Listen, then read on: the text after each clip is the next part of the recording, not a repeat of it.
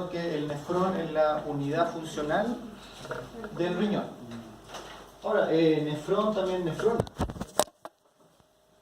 Se le puede decir de ambas formas. Pero antes que veamos el nefrón específicamente, recordemos para qué sirven los riñones.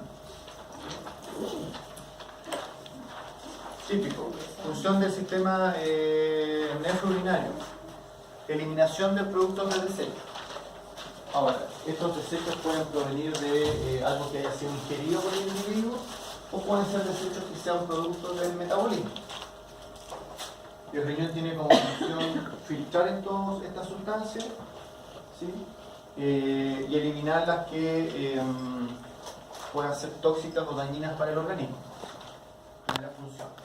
Segundo dice, regula el volumen y la composición de los líquidos corporales dentro de ciertos límites.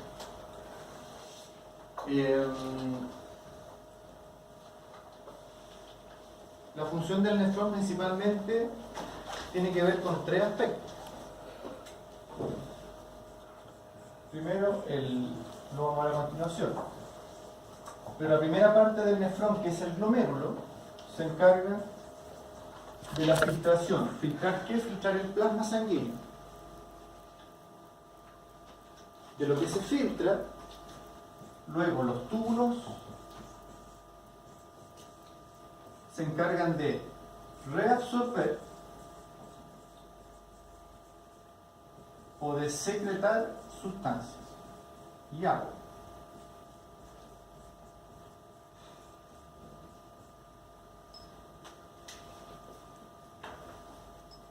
Entonces, por ejemplo, como conversamos cuando vimos el tema del ureanálisis, la glucosa, por ejemplo, el 100% de la glucosa filtra por el glomérulo. Sin embargo, el 100% se reabsorbe. Cualquier falla en el funcionamiento de los túbulos renales puede generar que la glucosa se pierda, por ejemplo, por la orina. Y claramente va a influir en la composición de la sangre. Dentro de los túbulos también se reabsorbe agua. Habíamos conversado que la hormona antidiurética, por ejemplo, tiene como función reabsorber agua cuando el individuo necesita, por ejemplo, elevar la presión sanguínea. Pero si esa parte del nefrón no funciona adecuadamente y el agua no se puede reabsorber, ¿qué va a pasar con el volumen plasmático? También se altera. Eso nos obliga a recordar cuáles eran los líquidos corporales, que lo vimos como en las primeras diapositivas, que era un líquido intracelular, un líquido extracelular, y dentro del extracelular teníamos el plasma, teníamos los fluidos, líquido intersticial, por ejemplo. Por lo tanto, todo lo que el riñón deje de recuperar o elimine en exceso claramente va a influir en la composición del agua corporal, del agua corporal general.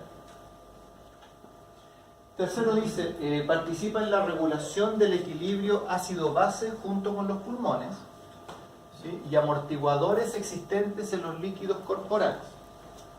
Ahí el concepto de amortiguador se refiere principalmente a que hay el principal ion que genera acidez en el medio orgánico son los iones de hidrógeno. Los principales iones que neutralizan a los iones de hidrógeno son los iones hidroxilo, porque si juntamos estos dos, ¿qué es lo que se forma? Agua. Y por lo tanto con eso inmediatamente neutralizo la acción acidificante del hidrógeno. Bueno, cuando hablamos de la aldosterona, por ejemplo, decíamos la aldosterona, ¿cuál es su efecto? Reabsorber sodio, pero al mismo tiempo eliminaba potasio junto con iones de hidrógeno. Es decir, ahí vemos un ejemplo pequeño de cómo la acción del riñón afecta la concentración y puede afectar, por lo tanto, el equilibrio ácido-base del organismo. Dice que regula la presión arterial. ¿Cómo los riñones, esto ya lo hemos visto, cómo los riñones ayudan a regular la presión arterial? O la presión sanguínea, si quieren llamar.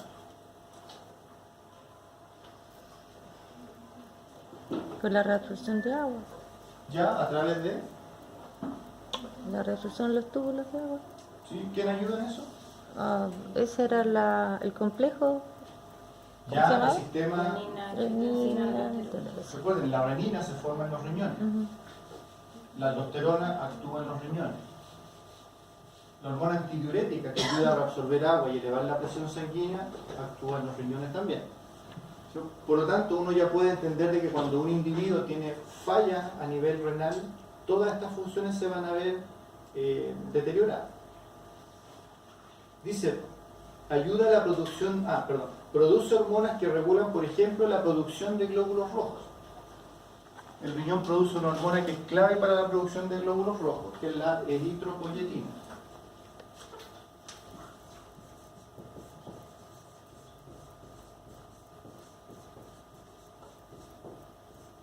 Se puede abreviar como EPO.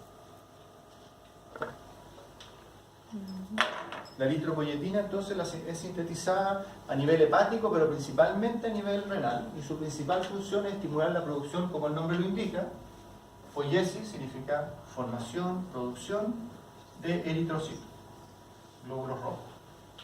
Eso explica entonces por qué individuos con insuficiencia renal, especialmente insuficientes renales crónicos, cursan con anemia. ¿Sí? Y por lo tanto parte del tratamiento de sostén de una insuficiencia renal es la inyección de eritropoyetina, ¿sí? Para estimular la producción de glóbulos rojos. No sacamos nada con hacerle transfusiones porque la médula ósea funciona bien, pero como el riñón no funciona bien, el estímulo para que produzca glóbulos rojos no existe de manera adecuada. Por lo tanto, nosotros inyectamos la eritropoyetina. Dice también que ayuda a regular la calcemia. Veíamos hace un rato que la calcitonina, por ejemplo, a través del riñón eliminaba el exceso de calcio, por ejemplo. Regula la presión arterial sistémica, lo que acabamos de conversar. Sistema renina, angiotensina, aldosterona, hormona antidiurética. Esas son las principales funciones que se le atribuyen al riñón. Ahora, para comprender cómo funciona el riñón, basta con entender cómo funciona el nefrón, que es la unidad funcional. Cada riñón aproximadamente tiene de 2 a 3 millones de nefrones, ¿sí? Lo cual en cierto sentido es muy bueno porque en el fondo cada individuo entonces tiene entre 4 y 6 millones de microriñones funcionando de manera independiente, y eso explica por qué, por ejemplo, un individuo puede vivir relativamente normal con un solo riñón, porque el otro riñón compensa el funcionamiento del riñón que no funciona, o muchas veces los nefrones pueden hipertrofiarse, pueden crecer, pueden aumentar de tamaño y por lo tanto aumentar su funcionamiento para compensar a algunos nefrones que no funcionan adecuadamente. Entonces son pequeñas unidades que de cierta manera funcionan de manera individual, pero por supuesto que todos apuntan a la misma finalidad. Dice, recibe un 25% del gasto cardíaco, que era el volumen de sangre que expulsaba el corazón por minuto. Una cuarta parte pasa por los riñones y es filtrado. No se filtra el 100% de la sangre, pero un 25% es bastante importante. Al igual que la glándula adrenal, los riñones poseen una corteza y poseen una médula. ¿Y por qué es relevante conocer esto? Porque los nefrones pueden ubicarse, algunos a nivel de la corteza principalmente y otros a nivel de la médula. Pero más allá de que donde estén ubicados tienen características diferentes, porque todos los nefrones que se ubican principalmente en la corteza adrenal son nefrones que funcionan con una alta presión sanguínea y que por lo tanto el flujo sanguíneo es mucho más rápido que los nefrones que están en la médula, más en el centro del riñón, que funcionan a baja presión y con un flujo más lento. Por ejemplo, si mostramos, ahí vamos a mostrar cómo se distribuye. Ahí tenemos un esquema del nefrón, que es lo que vamos a ver a continuación para ir viendo la función de cada una de las partes, pero un nefrón se forma principalmente por un glomérulo y un sistema tubular. El sistema tubular, a su vez, se compone de un túbulo proximal, que de hecho por la forma también se le llama túbulo contorneado proximal, y proximal porque está más próximo al glomérulo, seguido por el asa de Henle, que posee una rama descendente y una rama ascendente. Se fijan, la rama descendente es más delgada, la rama ascendente es más gruesa, para seguir luego por el túbulo contorneado distal, porque está más distante del glomérulo, para finalmente pasar al túbulo colector, que aquí se ve de otro color, porque en realidad, más que ser una parte de la estructura del nefrón, es un conducto que recibe los aportes de muchos nefrones. Y esto es lo que finalmente, en el fondo, en el túbulo colector, llega la orina de muchos nefrones, ¿sí? Pero aún así vamos a ver cuáles son las funciones que tienen principalmente esta parte. Y bueno, como veíamos acá, las principales funciones para que se pueda producir la orina tiene que ver con filtración, que ocurre solo en el glomérulo, y reabsorción y secreción, que ocurre en el sistema tubular. Y ahora vamos a ir viendo parte por parte cuál reabsorbe, cuál secreta, etc.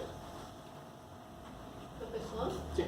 una consulta, ¿por qué los gatos siempre como que tienen más predisposición a tener enfermedades así, de este tipo, que los perros? Una de las principales causas es la dieta rica en proteínas.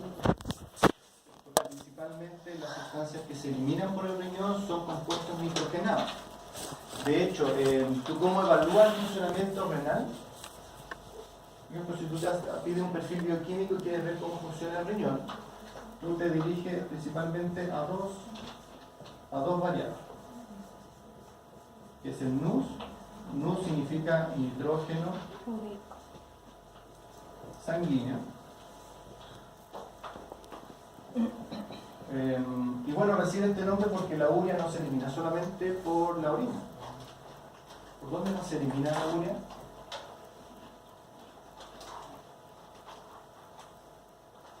¿Por qué, por ejemplo, un individuo... ¿Por la piel? ¿Perdón? ¿La piel? Por el sudor, sí. ¿Por qué un individuo con insuficiencia renal, presenta una litosis urémica? ¿Por qué tiende a presentar úlceras bucales? Entendiendo que un individuo insuficiente renal comienza a elevar grandes concentraciones de urea en la sangre. Es porque una de las vías de eliminación de la urea, además de la orina, además de la piel, a través del sudor, es el sistema digestivo. Por eso, altas concentraciones de urea en la sangre se traducen en altas concentraciones de urea en el tubo digestivo. Entonces hay una halitosis, hay un aliento urémico, es altamente irritante, por lo tanto provoca irritación gastrointestinal, vómitos principalmente, ulceraciones. Entonces es un poco lo que hace. Yo creo que más que el gato a lo mejor sea predisponente, yo creo que un gato alimentado adecuadamente durante toda su vida. Ahora los felinos sí tienen mayor predisposición que el felino a presentar hipertensión. Y como vamos a ver a continuación, la presión sanguínea afecta el funcionamiento renal. Ahí lo vamos a conversar. Esto es lo que le comentaba recién. Aquí, por ejemplo, tenemos un corte del riñón en que tenemos la corteza y tenemos la médula. Claramente hay nefrones que están metidos más en la corteza y otros que están metidos más en la médula. ¿Qué diferencia estructural tienen estos tipos de glomérulos? Los glomérulos que son, llamémosle glomérulos corticales, porque están más en la corteza, se caracterizan porque el glomérulo, el que filtra, ¿sí?, está en la parte más externa, que como mencionábamos recién se caracteriza porque filtran con una alta presión y con un flujo de plasma muy rápido. En cambio, los glomérulos que están metidos más cerca de la médula tienen una menor presión y un flujo más lento, que es lo que veíamos acá. No tenemos que olvidar que si quisiéramos hacer como una homologación, la filtración a través del glomérulo es como a través del colador tirar un chorro de agua, ¿sí? Mientras mayor presión hagamos contra este colador, mayor posibilidad es que la sustancia pase a través del colador. Por lo tanto, los glomérulos que están en la zona cortical suelen tener mayor capacidad de filtración que los que están en la zona más cercana a la médula, precisamente por estas características de irrigación, de presión y velocidad de flujo. Otra característica, como dice ahí, de los nefrones corticales, además de que su glomérulo está muy arriba en la corteza, es que las asas del Henle son cortas. En cambio, los nefrones que están en la zona medular tienen sus glomérulos en la zona yuxtamedular de la corteza. ¿Qué significa eso? Porque están igual en la corteza, pero junto a la médula. Entonces, por lo tanto, están en la zona justo entre de la corteza, pero que está a punto de tomar contacto con la médula. Ya su velocidad de filtración es menor. Y las asas de Henle son mucho más largas.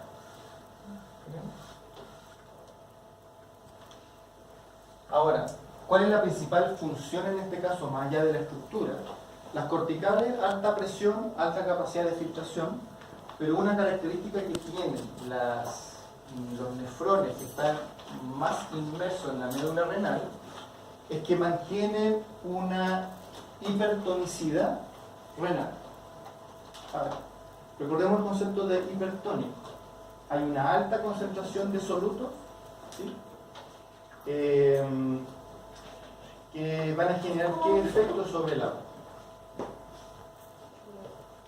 Si yo tengo una alta concentración de solutos acá, y acá al otro lado de la membrana tengo agua, ¿qué va a tender a pasar? Los solutos van a... Claro, los solutos tienden a arrastrar agua. Sí. Por lo tanto, cuando nosotros decimos con mucha libertad, miren, en realidad la hormona antidiurética su función es reabsorber agua, es decir, el agua pasa del túbulo renal y vuelve a la sangre, uno dice, bueno, pero ¿cómo el agua sale?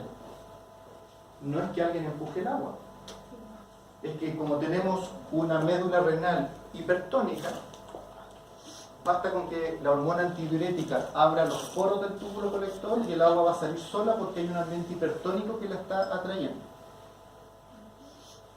Es decir, un riñón que pierda su hipertonicidad medular es un riñón que va a dejar de funcionar adecuadamente.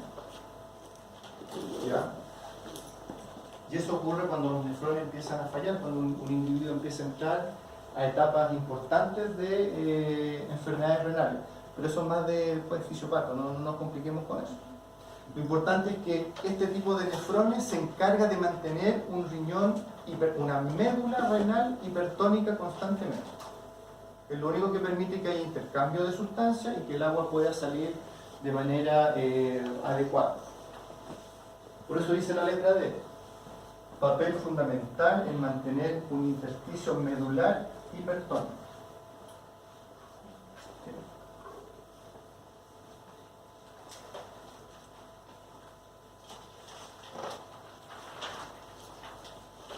Partamos hablando de la filtración. La filtración ocurre en el glomérulo renal, solamente en el glomérulo, en la primera etapa de este proceso. ¿Qué es lo que filtra?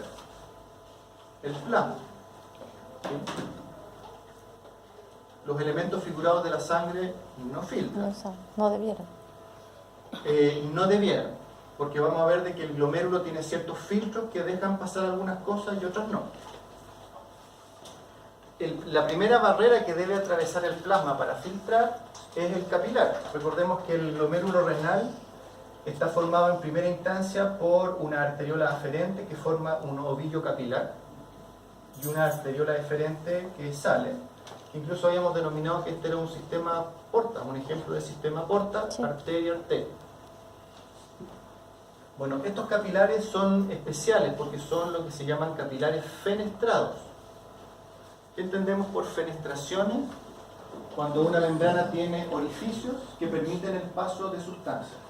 Eso es lo que se ve en este esquema, que los nombres no se ven muy bien, pero yo les cuento. Tenemos tres tipos de capilar. Capilares continuos, en que su pared prácticamente tiene poros ínfimos, que si lo pensamos, ¿por qué cuando decíamos si las leyes de Starling se desequilibran, siempre va a haber formación de edemas? ¿Sí? Sí. Si la hidrostática o la oncótica se desequilibra. Bueno, pero para que se forme edema es porque el agua tiene que salir de los vasos sanguíneos. Sí. Bueno, es porque todo capilar tiene poros que son muy pequeños, pero que permiten la salida prácticamente de agua solamente. ¿Ya? ¿Ya? Esto es como el capilar continuo, como el capilar clásico. Sin embargo, los capilares del glomérulo renal son fenestrados. Pueden tener pequeñas fenestraciones, es decir, es un capilar que está hecho para dejar pasar el agua y dejar pasar sustancias de pequeño tamaño, pero las dejan pasar igual.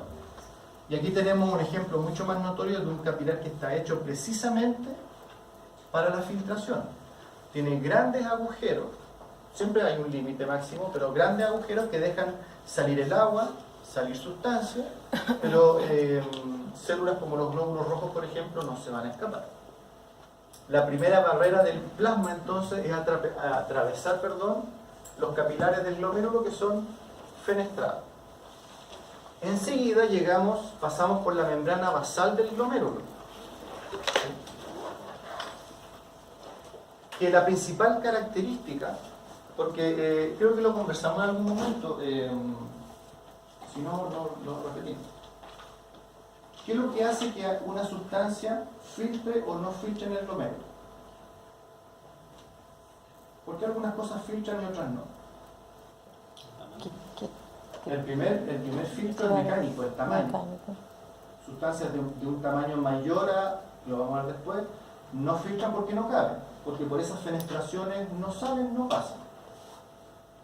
Y el segundo tipo de filtro es eléctrico, porque la membrana basal está cargado negativamente. Por lo tanto, cualquier sustancia, aunque sea muy pequeña, si es de carga negativa, ¿qué va a pasar? No va a filtrar porque negativo con negativo, cargas iguales se repelen. No filtra. El tamaño permitiría que filtre, pero la carga eléctrica no se lo permite. El glomérulo entonces tiene dos tipos de filtro, mecánico y eléctrico. En cambio, las sustancias cargadas positivamente rápidamente filtran porque se ven atraídas por la membrana basal, así que rápidamente salen del capilar y filtran. ¿Okay? Y luego atraviesan... ¿sí? De ahí que la orina sea más bien ácida. ¿Perdón? De ahí que la orina sea más bien ácida y que se vayan los protones de hidrógeno. No, ¿sabe lo que le da la acidez a la orina? La urea. Principalmente la urea. Y por eso, que creo que cuando hablamos del ureanálisis lo conversábamos, cuando hay infecciones urinarias, la orina se hace menos ácida, se alcaliniza, se hace más básica, porque las bacterias que generan infecciones urinarias se denominan bacterias ureasa positivas. ¿Qué significa que una bacteria sea ureasa positivo? Significa que esa bacteria posee una enzima que actúa sobre la urea y que la convierte en amoníaco. Y por lo tanto, el amoníaco es menos ácido que la urea. En otras palabras, cuando tengo una infección urinaria, tengo un grupo de bacterias que están convirtiendo la urea en amoníaco. Hacen que la orina sea menos ácida y por eso las infecciones urinarias generan un olor que es bastante particular, que es distinto al olor normal de la orina, que es precisamente dado por el amoníaco. Ahora, las bacterias ureasa positivas están en varios lugares. ¿Alguien se ha hecho endoscopía gástrica? Se hacen el test de la ureasa para evaluar la presencia del Helicobacter pylori, que también es ureasa positivo. En el fondo, más que detectar al microorganismo, detectan si hay reacciones de degradación de la urea, porque si hay degradación de la urea es porque hay un microorganismo comprometido. ¿Ya? Pero no nos desviamos. ¿Sí? Pasando todas estas barreras, entonces, aquí lo tenemos más en detalle. El endotelio fenestrado es la primera barrera, que es mecánica y eléctrica. Evita el paso de proteínas y de células, principalmente por tamaño. Pero sí, que lo que permite? Permite que el agua pase fácilmente, permite que los nutrientes y los solutos de tamaño menor pasen sin ningún problema. Si logran atravesar esta barrera, se enfrentan a lo que mencionábamos recién, que era la membrana basal, la cual tiene principalmente una barrera eléctrica, porque está cargada negativamente. Así que, aunque una sustancia pequeñita pasa el epitelio fenestrado, acaba a rebotar y va a seguir en circulación, porque se repele con la carga negativa de la membrana basal. Y un tercer componente que es importante, que son los podocitos, que son un grupo celular que está en el glomérulo, cuya función es sintetizar a la membrana basal.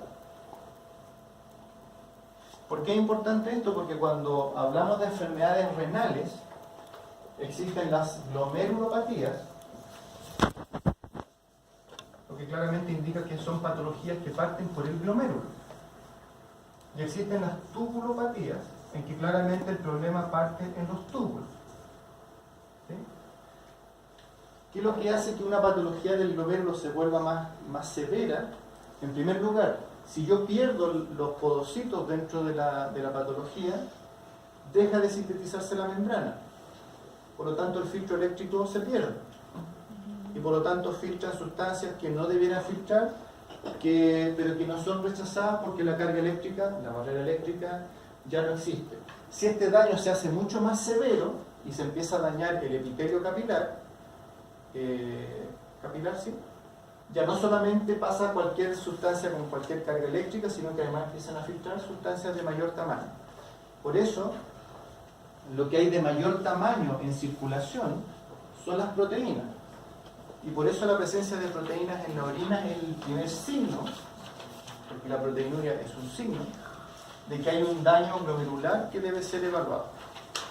Porque para que aparezcan sustancias de gran tamaño es porque ya se perdió tanto la barrera eléctrica como la barrera mecánica. Así como en términos prácticos, lo mismo que estábamos conversando. Ya, a ver, pero vamos a lo concreto. ¿Qué cosas no filtran por el glomérulo? Primero, las albúminas no filtran porque las albúminas tienen carga negativa, son aniones. Así que las albúminas rebotan en la membrana basal, no filtran. Y además el tamaño tampoco lo va a permitir. Las células por tamaño menos. Tampoco van a filtrar moléculas mayores a 4 nanómetros. Ese es el tamaño límite que permite filtrar la barrera mecánica, 4 nanómetros. Por lo tanto, si ustedes por curiosidad quieren saber, por ejemplo, si la inmunoglobulina A filtra, busquen el tamaño y inmediatamente van a poder saber. Y por supuesto, ¿qué cosa no va a filtrar tampoco? Cualquier molécula de carga negativa, porque rebota. Por otro lado, entonces, ¿qué es lo que sí filtra? Moléculas menores a 4 nanómetros, atraviesan la barrera mecánica sin problema, y por supuesto moléculas de carga positiva. Ahora la pregunta es, ¿qué pasa con las moléculas que no son ni positivas ni negativas? El único filtro que actúa con ellas es el tamaño. El tamaño molecular, la barrera mecánica.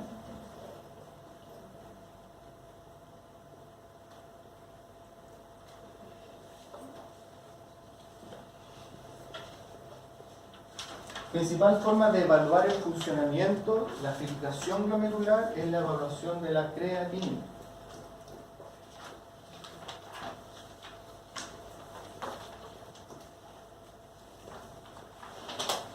¿Por qué? Porque la creatinina filtra en un 99% aproximadamente. Y por lo tanto, si la creatinina comienza a acumularse en la sangre, significa que no está pudiendo filtrar. ¿Sí? Por lo tanto, es la principal señal que me muestra cómo está funcionando el filtrado glomerular. Y eso lo dejamos ahí no, porque esto es más del laboratorio clínico. Dejémoslo ahí no. El NUS, a pesar de que se usa para evaluar la función renal, no es tan específico porque el NUS se ve afectado por muchos otros factores. Por ejemplo, una dieta rica en proteínas generalmente genera un aumento del NUS. Entonces me hablan no tanto del riñón en forma específica, sino que de otros factores. La creatinina, por otro lado, sí es muy específica. ¿Y qué es la creatinina? La creatinina, Sanguíneo. o digámoslo, el NUS, el nitrógeno ureico sanguíneo, vamos a decir los dos, el nitrógeno ureico sanguíneo proviene del metabolismo de las proteínas. Sí. ¿Sí? Las proteínas se convierten en amoníaco, Sí. y el hígado toma ese amoníaco y lo convierte en urea, y lo elimina de la forma que hayamos conversado. En cambio, la creatinina proviene del metabolismo de la creatina, que es una proteína muscular. ¿Sí? Proviene del músculo. Más allá que venga del músculo, la característica que nos permite utilizarlo como evaluador de la función renal es la capacidad de filtración que tiene. La creatinina todo el tiempo se está produciendo, ¿sí? Porque la creatina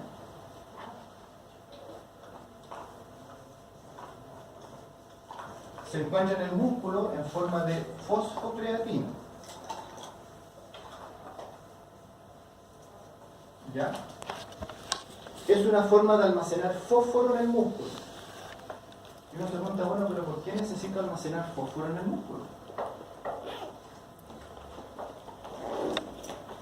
¿Por qué necesito almacenar fósforo en el músculo? ¿Por qué no me puede faltar fósforo en el músculo? Por Así las como hablábamos, por contracciones, ejemplo, de la sí. mioglobina. Por las contracciones. En el ureanálisis decíamos que la mioglobina era como la hemoglobina del músculo porque al músculo no podía faltarle oxígeno.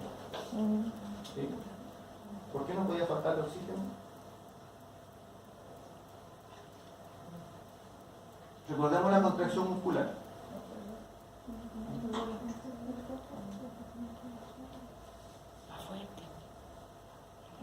Tú puedes, nadie quiere decir. No, pero recuerden que algo que necesitaba el músculo en grandes cantidades para funcionar era ATP. Y el ATP se forma con moléculas de fósforo. Sí. Y en presencia de oxígeno. Necesito oxígeno y fósforo presente. Entonces la creatina es una proteína que ayuda a almacenar fósforo en el músculo. Cuando esta proteína ya se degrada, se convierte en creatinina, se elimina la sangre y se elimina por la orina. Y con el tiempo se dieron cuenta que evaluar la creatinina permitía saber qué tan bien o mal estaba filtrando el riñón. Entonces, como esto. Viene de un lado nada que ver, pero me sirve para los riñones. Pero si alguien tuviera mucha actividad física, tendría altos niveles de Muy creatinina. importante. La creatinina, sí, más que actividad física, tiene una relación directa con la masa muscular de un individuo. Con la masa. Eso sí.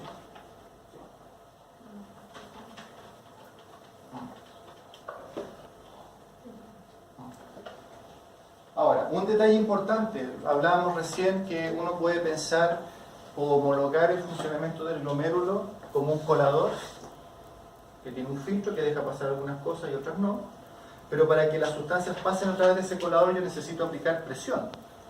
Si yo dejo caer el agua de la manguera sobre el colador así nomás, poco va a pasar. Pero si yo le aprieto, le pongo el dedo y le aplico presión, seguramente esto va a pasar con mucha mayor facilidad.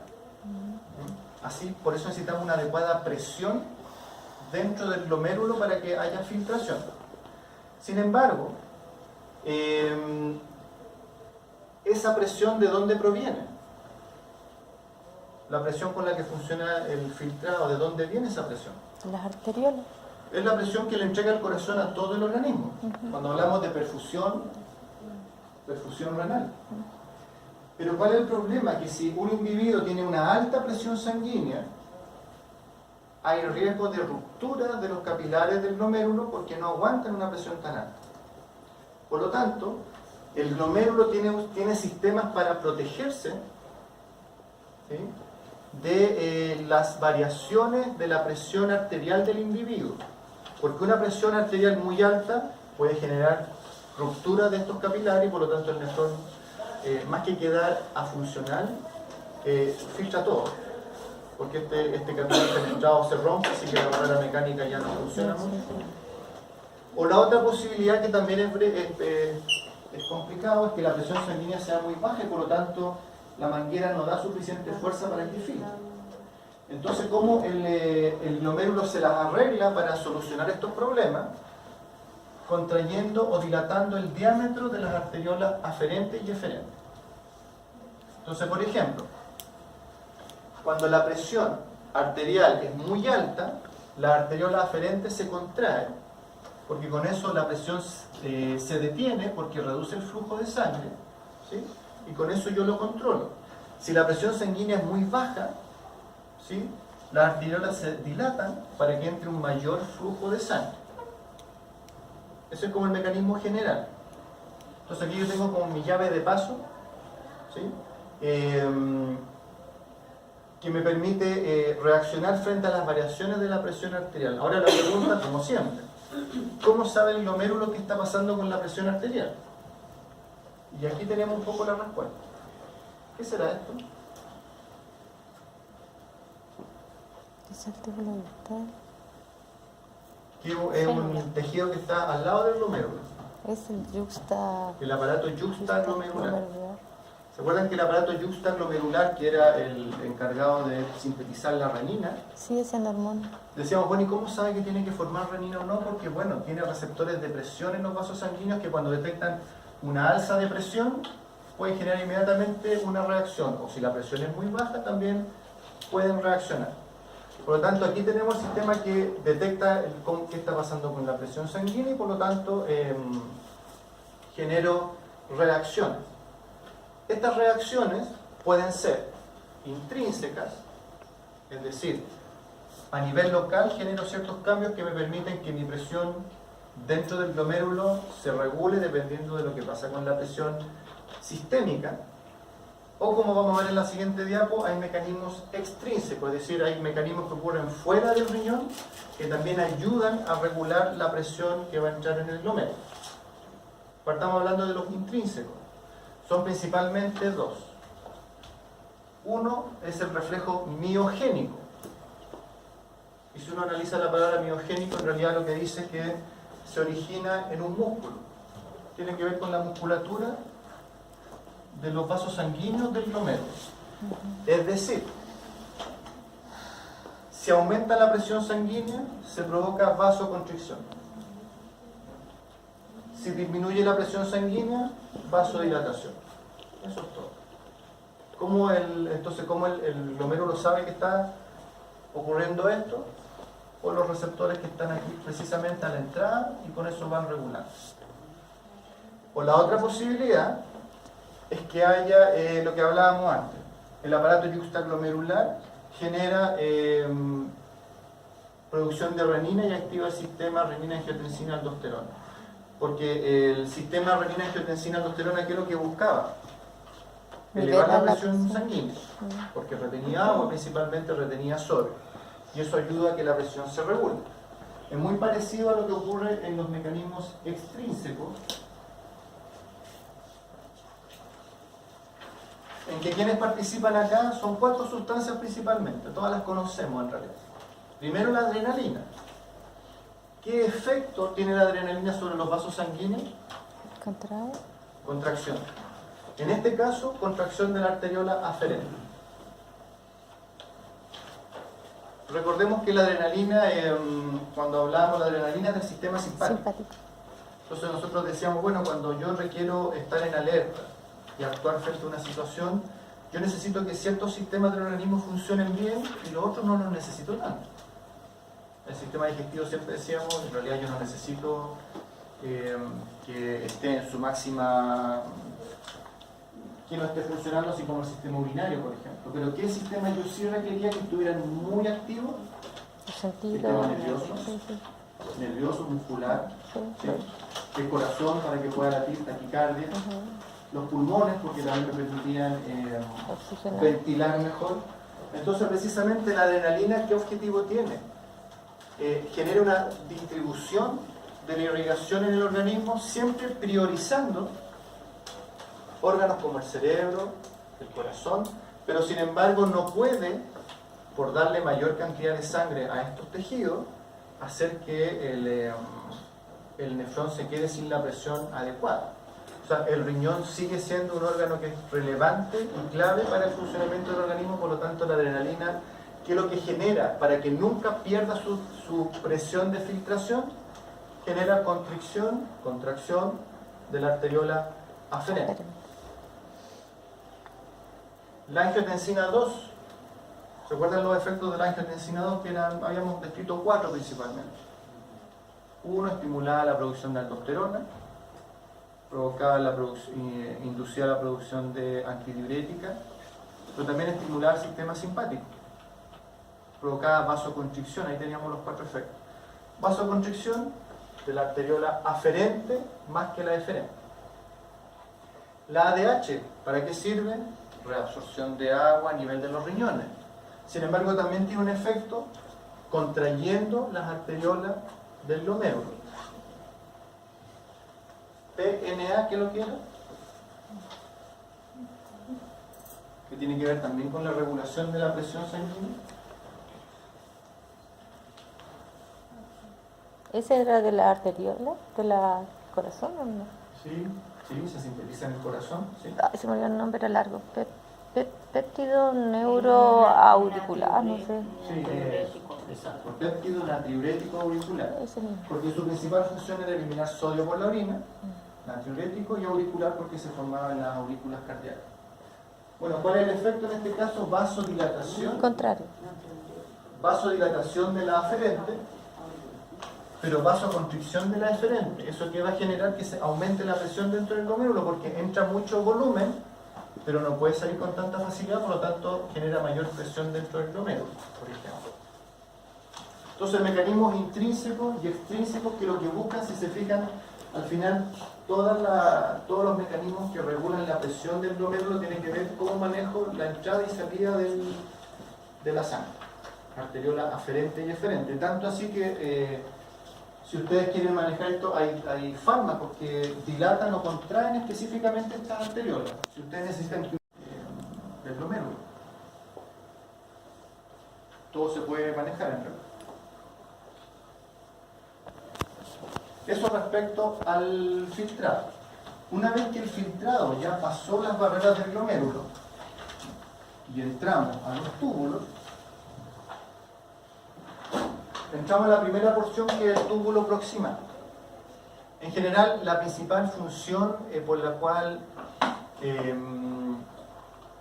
este filtrado se transforma en orina, ¿sí? Porque el filtrado ingresa por el glomérulo, pero el filtrado plasmático sale convertido en orina. ¿Qué es lo que ocurre para que el filtrado se convierta en orina? Reabsorción de sustancias, reabsorción de agua, secreción de otras sustancias. Eso hace que la composición del contenido del nefrón vaya variando a medida que vaya avanzando. Lo que muestra ese esquema son los distintos tipos de... lo que muestra es lo siguiente. Aquí tenemos, digamos, el interior del túbulo.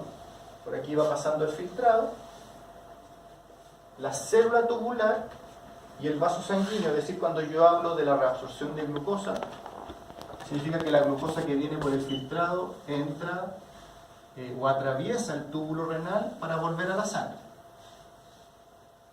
Pero los mecanismos por los que distintas sustancias como el sodio, la glucosa, los aminoácidos o el cloro atraviesan la pared del túbulo depende mucho de distintos mecanismos de transporte a través de las células. Por ejemplo, cuando nosotros decimos que la aldosterona permite la reabsorción de sodio y la eliminación de potasio, ese mecanismo ocurre bajo la acción de bombas sodio-potasio, que como habíamos visto en la neurona, precisamente la bomba sodio-potasio, ¿qué es lo que es? La bomba sodio-potasio, ¿qué es lo que hace específicamente? Recordemos la neurona, cuando queríamos repolarizar. Llegar al umbral para el impulso eléctrico. Pero en general, ¿qué es lo que hace una bomba sodio-potasio? Entra uno y sale el otro. ¿Eso? No entiendo. Yo la que no. Por ejemplo, en la neurona, ¿qué es lo que hace específicamente para que ésta se repolarice? El sodio lo saca y el potasio lo vuelve a entrar. Eso lo hace en la neurona, lo hace en el túbulo renal o en cualquier lado que haya una bomba sodio-potasio, porque así funcionan las bombas de sodio-potasio. ¿Sí? Sí. Eso es lo que se llama un mecanismo de antiporte. Es decir, un mismo transportador, al tiempo que saca una cosa, mete otra. Porque el sin porte o cotransporte es que un mismo transportador hace pasar, hace entrar o hace salir dos sustancias simultáneamente, como por ejemplo el sodio con la glucosa ocupan el mismo transportador para atravesar el túbulo renal. En cambio la bomba sodio-potasio saca uno e ingresa al otro, ¿sí? Siempre son inversos. Sin embargo tenemos otro, por ejemplo proteínas de transporte ayudan a los aminoácidos a atravesar la membrana, o canales iónicos. El cloro y el sodio también pueden atravesar el túbulo a través de canales iónicos como los que veíamos en la neurona también.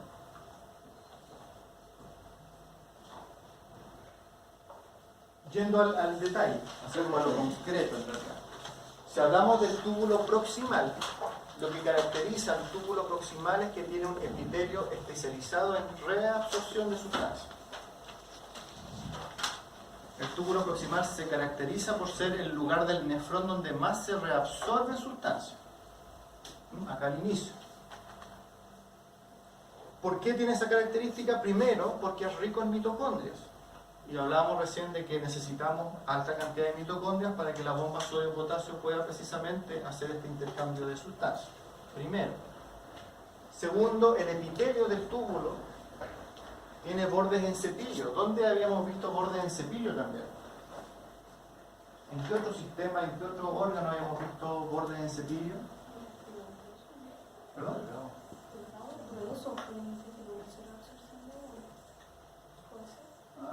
También, pero ahí era más la absorción de agua. Pero el intestino delgado, donde teníamos las vellosidades intestinales, era un intestino con bordes en cepillo porque aumenta la superficie Ya absorción. de absorción. Lo mismo ocurre en el túbulo proximal porque la principal función del túbulo proximal es reabsorber sustancias. ¿Qué se reabsorbe? Bien concreto, de un 65 a 70% del agua. Se reabsorbe sodio, se reabsorbe cloro, se reabsorbe potasio, calcio, magnesio, bicarbonato, urea, glucosa, aminoácidos.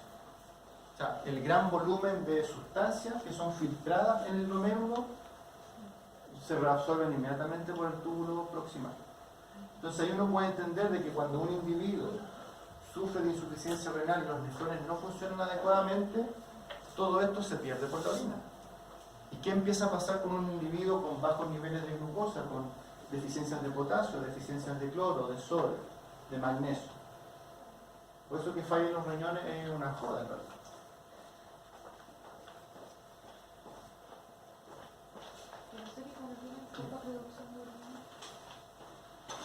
La poca producción de orina tiene que ver con que el volumen filtrado es menor a lo normal. Porque, por ejemplo, cuando, pensémoslo así, un riñón que empieza a fallar el funcionamiento de los nefrones, una de las principales funciones que falla, lo acabamos de ver acá, perdón, es la reabsorción de agua. Por lo tanto, un individuo que tiene falla en la funcionalidad renal va a orinar mucho o va a orinar poco. Falla, va a orinar mucho. Va a orinar mucho porque la capacidad de reabsorber agua se pierde. Entonces el agua, en vez de reabsorberse, sigue de largo. La hormona antidiurética tampoco tiene dónde actuar. Un individuo con insuficiencia renal crónica se caracteriza porque orina más de lo normal. En cambio, un individuo que orina menos de lo normal tiene que ver con que algo pasa en que el aporte, hablemos de perfusión, la perfusión renal es menor a la normal. Por lo tanto, filtra menor cantidad de agua, aunque puede filtrar la misma concentración de solutos, de nutrientes, pero como tiene menor aporte de agua, la reabsorción, esta se mantiene. Entonces, igual, con un volumen menor de agua filtrada, igual reabsorbe un 70%, la cantidad de agua que me queda en el túbulo es mínima. Ahora, ¿por qué otra razón un individuo podría orinar poco?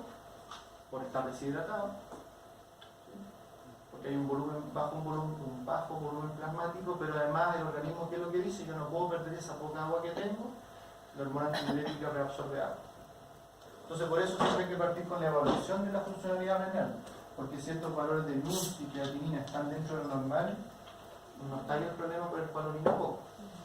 Ahora, igual clínicamente hay que pensar que un individuo puede orinar poco no porque el riñón tenga problemas, sino que las vías de evacuación de la orina puede que no permitan que la orina se elimine adecuadamente. Obstrucciones urinarias, por ejemplo. Ahora, en forma objetiva, ¿cómo tú puedes decir que un individuo orina poco? Medir nada más. Eso es importante, hay que medir el volumen de orina que se produce, ¿sí? En forma objetiva, ¿sí? Una mejor manera, fluidoterapia, estos volumen sanguíneo y tanto está orinando, ahí está produciendo poco.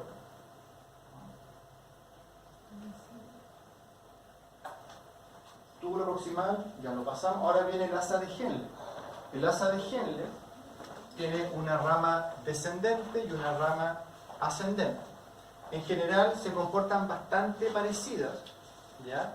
La principal diferencia tiene que ver con la cantidad de mitocondrias que poseen. Por ejemplo, en la rama ascendente dice es células planas, lisas, pobres en mitocondria. Fíjense que es todo lo contrario al túbulo proximal, que era rico en mitocondria y con gran cantidad de,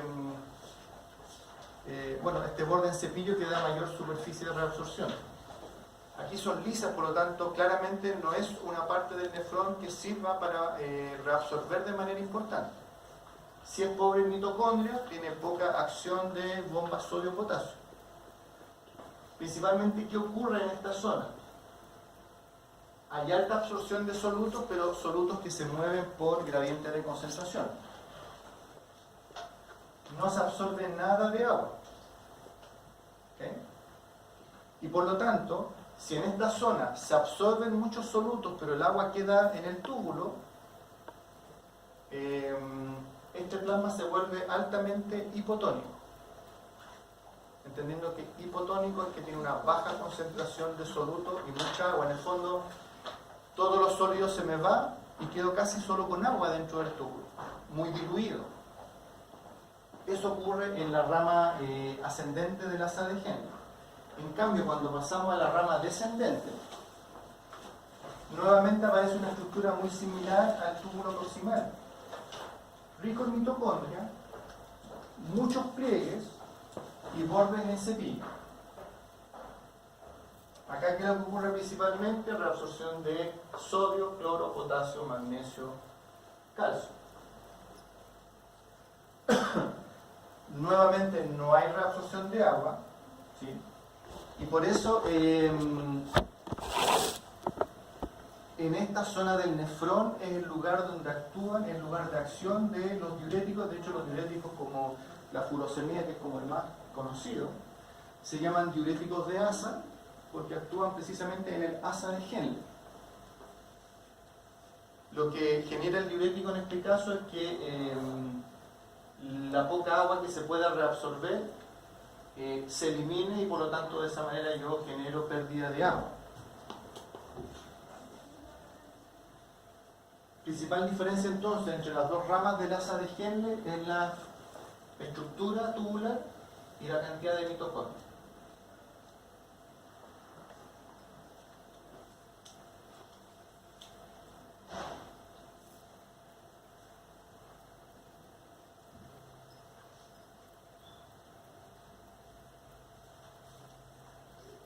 Pasando el asa de Henle viene el túbulo contorneado distal.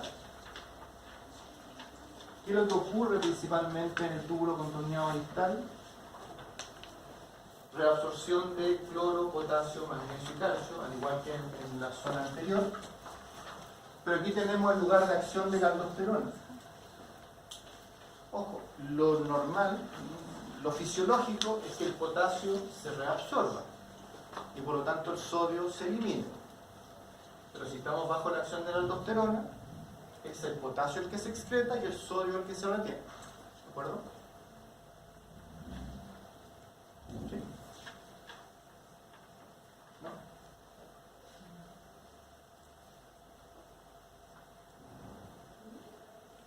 ¿Sí? ¿Sí o no? Normalmente el potasio se reabsorbe y el sodio se elimina. Exacto. Pero si actúa la hormona aldosterona, intercambiamos el mecanismo en el que el potasio se elimina y el sodio se retiene. Gracias. ¿Sí? ¿O no?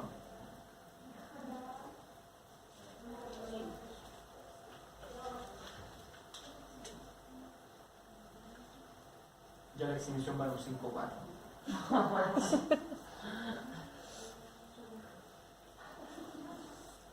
Bueno, y lo otro importante, en el túbulo distal actúan principalmente otros grupos de diuréticos. Y acá es importante, hay un diurético que es específico que inhibe a la aldosterona. ¿Por qué inhibir a la aldosterona? Tendrá un efecto diurético. Como pregunta de recuperativas. Disculpe, ¿cómo? Que está en otro. ¿Qué dijo?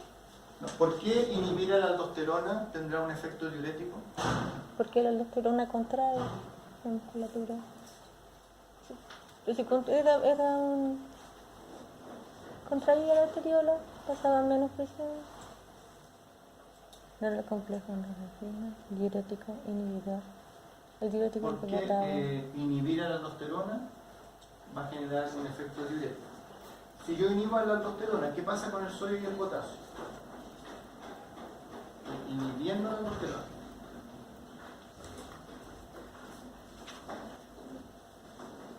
Pero la aldosterona no estaba dentro del complejo. Aldosterona, claro. eso Ahora, era eso- para, eso era para reabsorber agua. Pero eso no obliga a recordar. La aldosterona, ¿qué es lo que ha sido? En 3 palabras, ¿qué hace la aldosterona? Casi No, no imposible. inhibe. No. Vamos a llegar a Agarra. 5 sellos.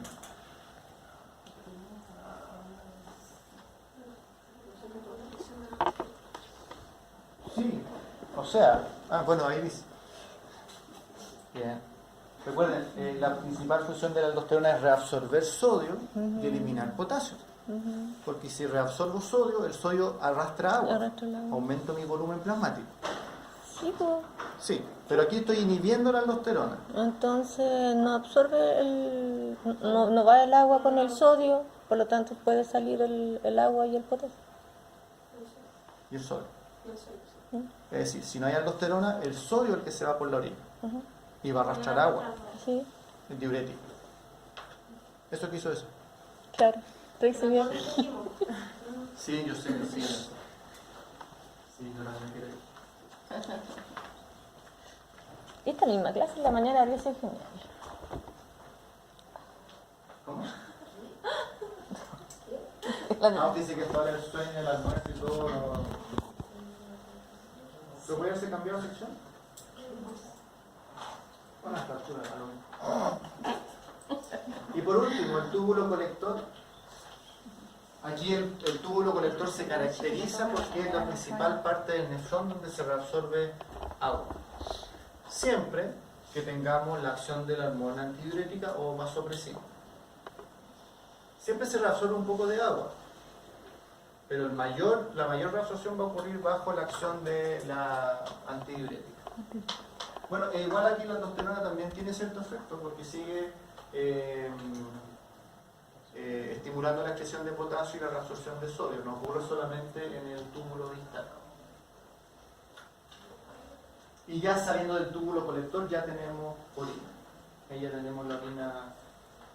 Entonces finalmente la orina se formó por la modificación en términos de volumen de agua, solutos que se reabsorbieron, que se excretaron, y eso es lo que hace que el filtrado plasmático se convierta en orina. Entonces, de todas las pulsaciones, dijo que un 25 pasaba solamente por ahí. Claro. Ya, y de ese 25, el 60-70% se absorbe. Sí. ¿Sí? Sí. O sea, ya. Y si yo necesito reabsorber más que eso, ya necesito que él esté trabajando. Ya, y la fluidoterapia nos sirve entonces para calculamos cuánto entró, cuánto debió pasar de los 25 y cuánto se reabsorbió. Y eso es lo que es realmente el nivel de orina.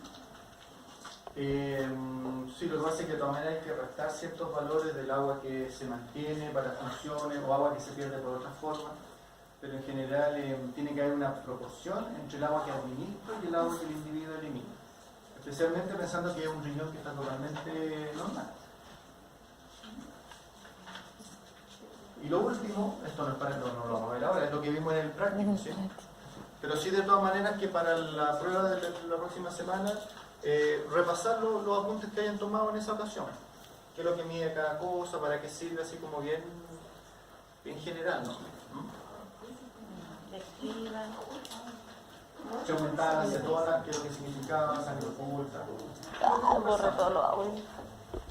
Cobre, ¿ya? Si lo borré. Lo borró. No sirve para nada, lo borró. ¿Cómo? No, dije ya lo pasé, lo borro. ¿Estamos listos Véndalo, entonces? apúntense.